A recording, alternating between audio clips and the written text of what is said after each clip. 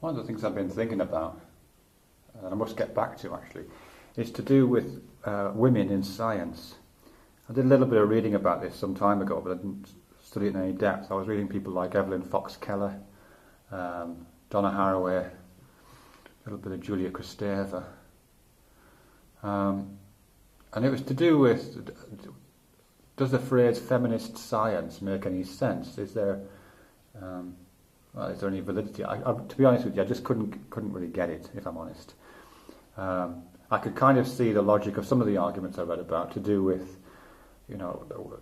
particular agendas being set for research projects which perhaps have a bias towards one or other sector of the population, and that might be a division along gender lines. I can see that. And of course I can see disparities in the employment of scientists or female scientists getting tenure or not. I can see those kind of distinctions, but those are sociological distinctions. They're not scientific effects. They're not particular approaches to the scientific method, or they're not particular approaches to the treatment of data, or those kind of things. So I'm not really sure what feminist science means, really, if it means anything at all. But it's interesting, for me at least, it's interesting that the idea exists, and the idea that that knowledge can be gendered in some way. This idea that supposedly objective knowledge, and I have no reason to suppose that science doesn't provide objective knowledge, to the extent that that term means anything and is defined by our actions, then it's kind of tautologically objective of necessity. But I think it is interesting that we can assign a kind of agenda to certain kinds of inquiry, and science is usually assigned a male gender, and I'm just curious why that is. I mean, I don't think it lies in the science itself, at least I don't think it does, although I may come back to that. But I do think there's a potential for it to lie in the way that science is talked about. And here I'm speaking about the natural language of science, not necessarily the specialist languages of science and mathematics in which real science is carried out.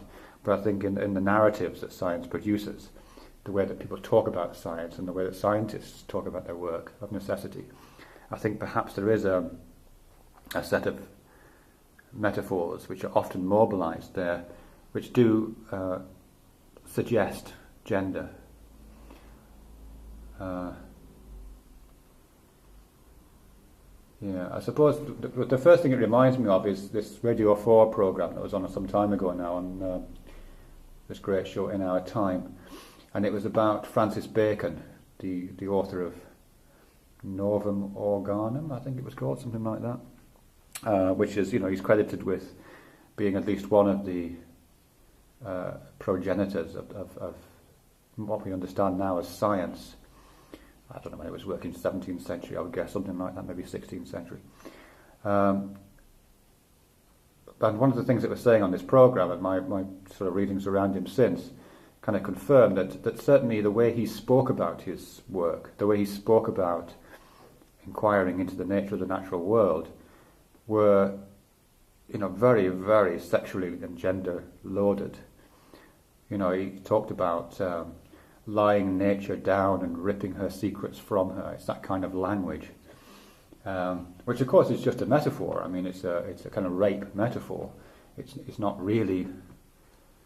I don't know what really means in that context, but given that that's the kind of language that's circulating around the practice, even at that early stage, it's perhaps not entirely surprising that the whole enterprise becomes kind of coloured with that, with those kinds of, it becomes tainted with those associations, I suppose, and those metaphors flow right the way through the natural language.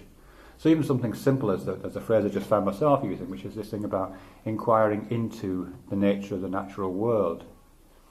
I mean, that perceives the natural world as a kind of container that we probe and that we enter into, that we find an orifice in this natural world, and we penetrate this orifice. I know it sounds ridiculous, but this the kind of image schema that's underpinning our thoughts and our cognition at that point does, whether we like it or not, have overlap with other kinds of penetrations, including sexual penetrations.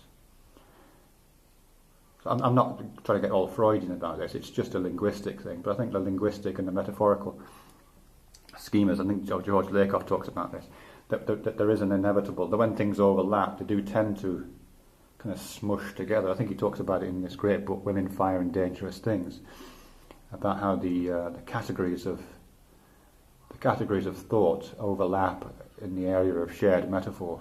And he gives the example of passion and fire, I think, or something like that. I can't remember now. Passion and anger, or sexual passion and anger. These things overlap in the area of metaphors, and so we tend to get, well, anyway, that's a slightly different video, I think. So I think there is something gendered about the natural language, or there can be something gendered about it. And just the very fact that that scientific inquiry is an active principle. You know, you have to actually go out and do it, and whether we like it or not, and I think most of us feel a bit uncomfortable about this, but I think it's true. The active principle is often characterised as male for all kinds of historical reasons, I guess, but and that features in a lot of the language.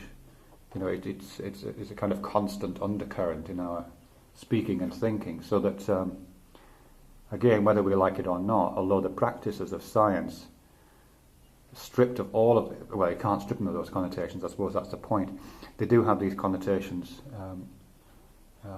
interwoven within them, whether we like it or not, so we better start getting used to it, I think. I was going to saw somewhere else with this video actually and start talking about that, but never mind. Yeah, I suppose what I'm saying here is, what I'm not saying is that science I'm saying is there such thing as a feminist science? Probably not, I would say. I don't know for sure. I think if you wanted to find out, you would have to go into the real language of science as opposed to the natural language of science. You would have to go into do a kind of metaphorical analysis of mathematical symbols, for example, which I'm sure is perfectly possible, and trace the lines of association within there. But I don't think there is a science separate from its. I don't think there is a science which applies only to women or just only to men, for example. But I do think there is a strongly gendered set of metaphors which underpin a lot of scientific inquiry, and which give that the impression that scientific knowledge is male knowledge. Maybe.